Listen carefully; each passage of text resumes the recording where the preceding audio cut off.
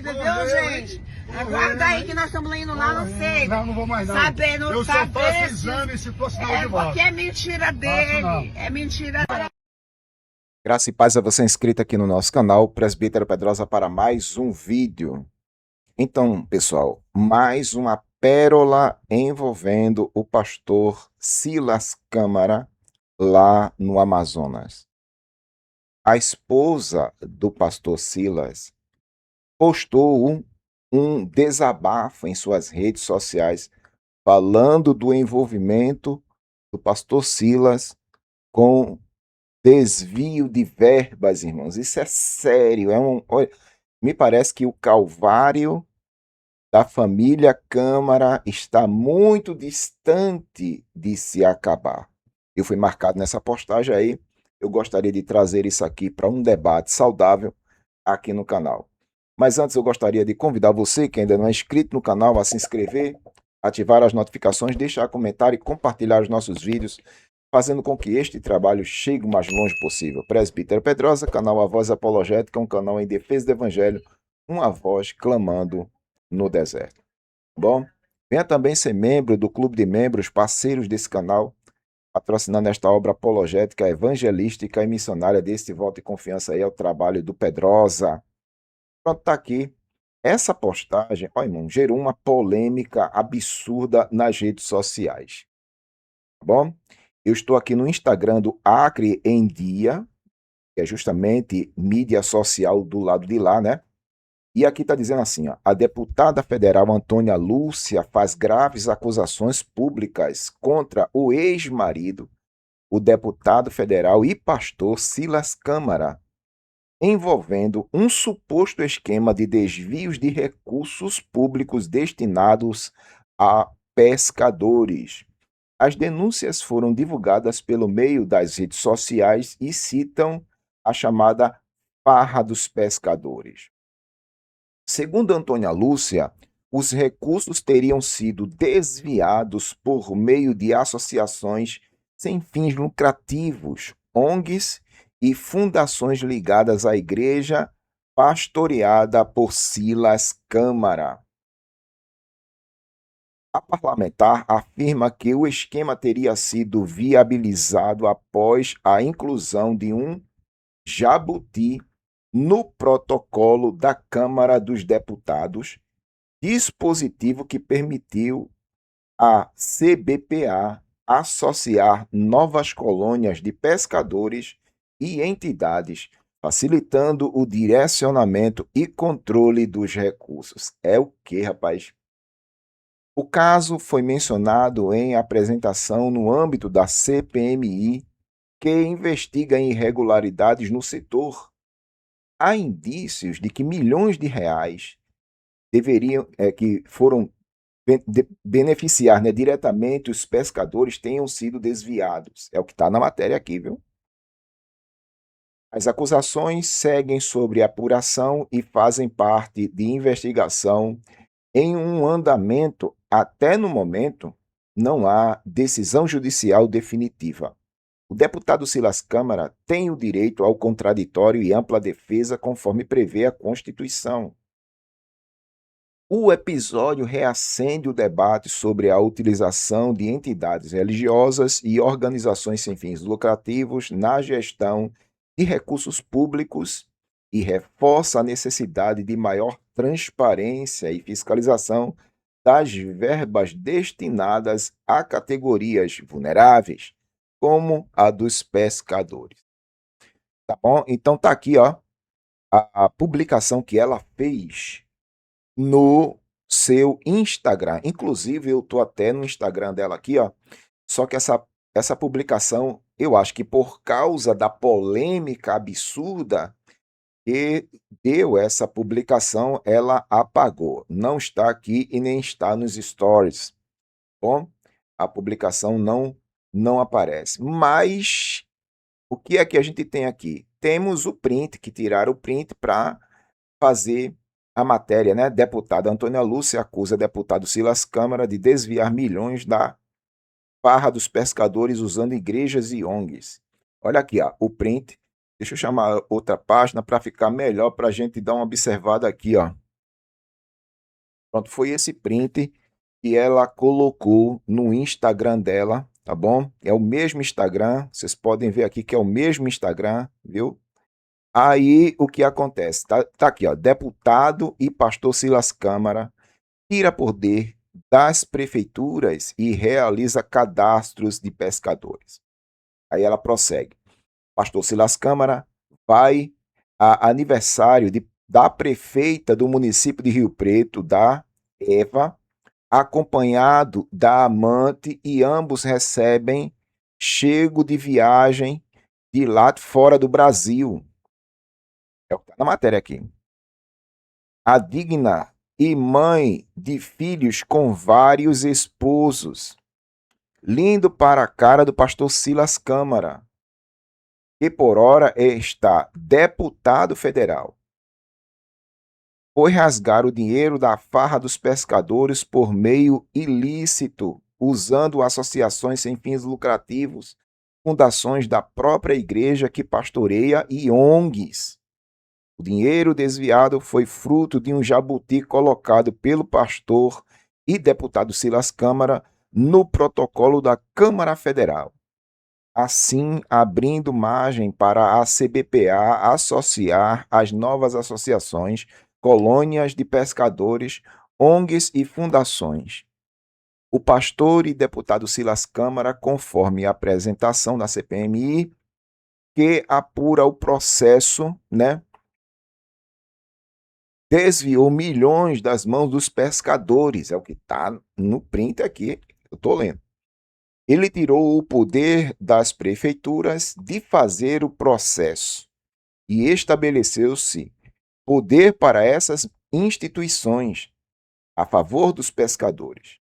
Essa mudança deu origem ao envolvimento de várias instituições se habilitarem, abrindo margem para desvios apurados na CPMI. Então, o calvário está longe de se acabar, irmão.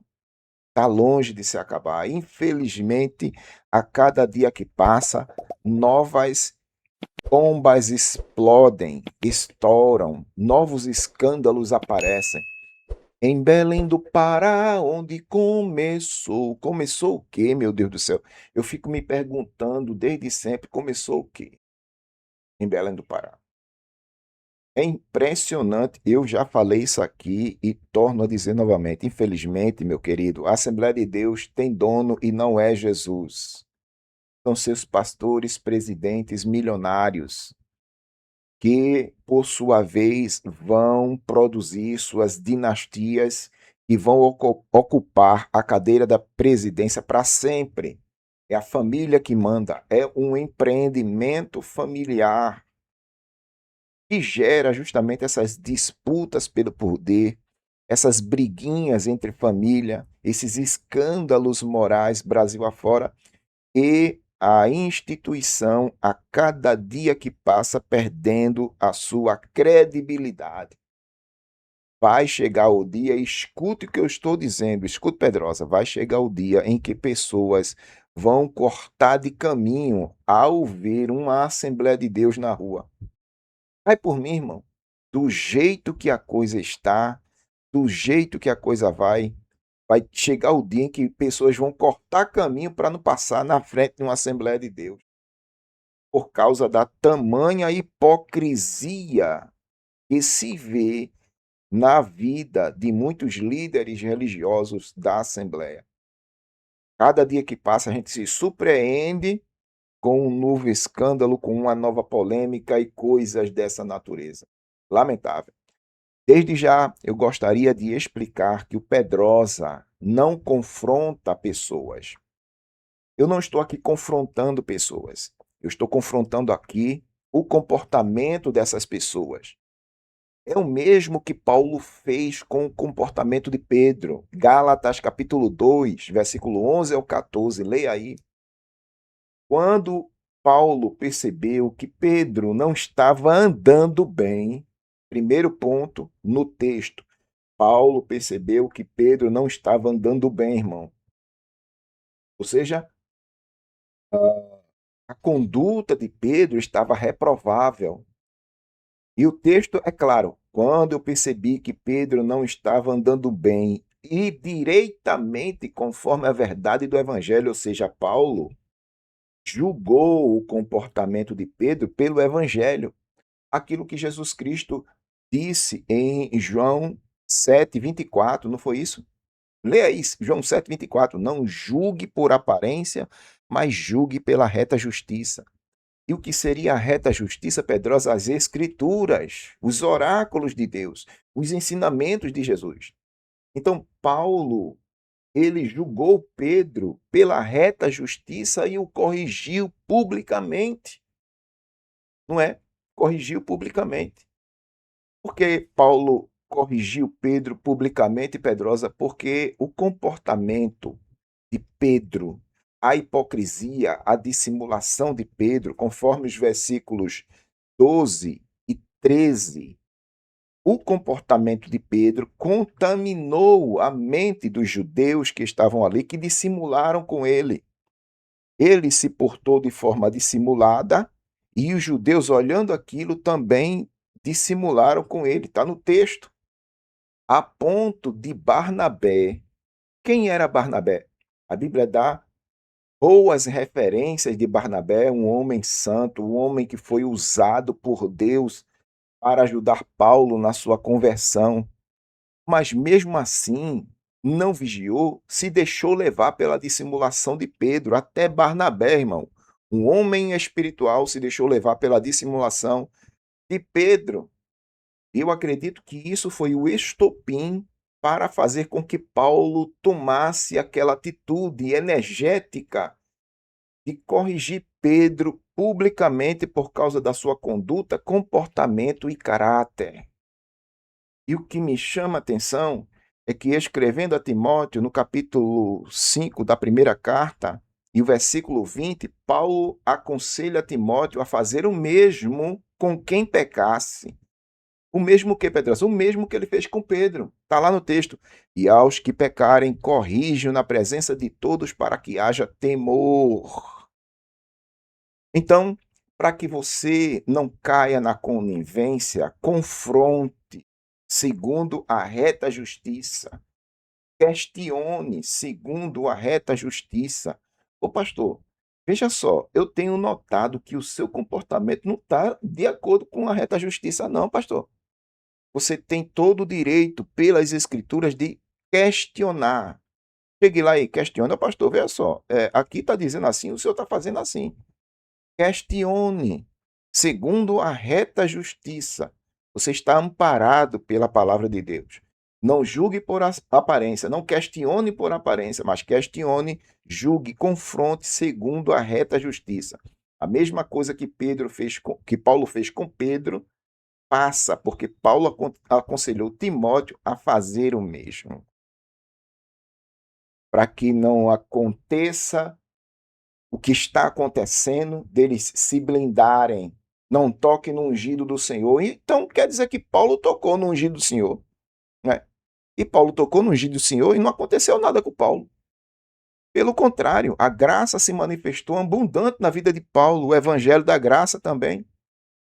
Né? Porque eles gostam de se blindar, irmão. Né? Não toque no ungido do Senhor, não maltrate o profeta do Senhor, Deus vai ter com você que nada, irmão.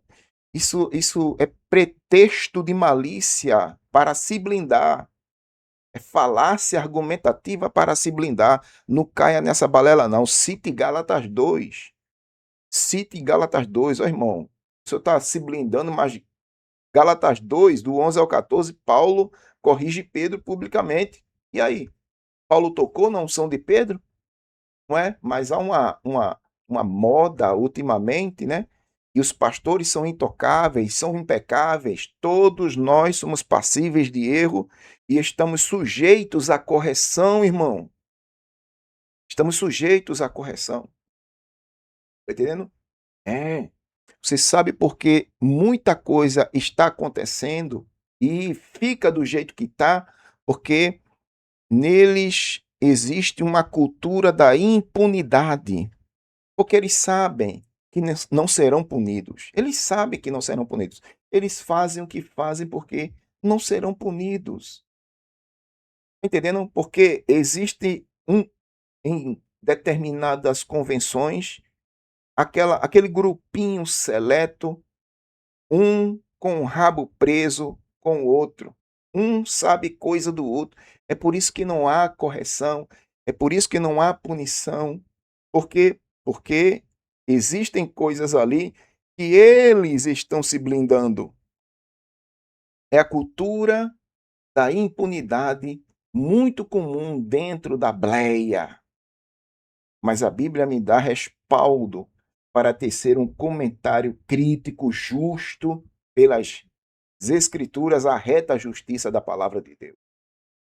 Tá bom? E você, o que é que acha disso tudo? Deixe sua opinião aí nos comentários. Eu gostaria de saber a sua opinião, o que é que você acha disso tudo. Uma vez mais, eu lhe agradeço. Presbítero Pedrosa, canal A Voz Apologética, é um canal em defesa do Evangelho, uma voz clamando no deserto. Curta, comente, compartilhe e se inscreva. Faça com que esse trabalho chegue o mais longe possível. O Espírito expressamente afirma que nos últimos tempos alguns apostatarão da fé, por darem ouvidos a espíritos enganadores, doutrinas de demônios, sob a hipocrisia de homens que falam mentiras, tendo a mente cauterizada. Deus abençoe e até a próxima.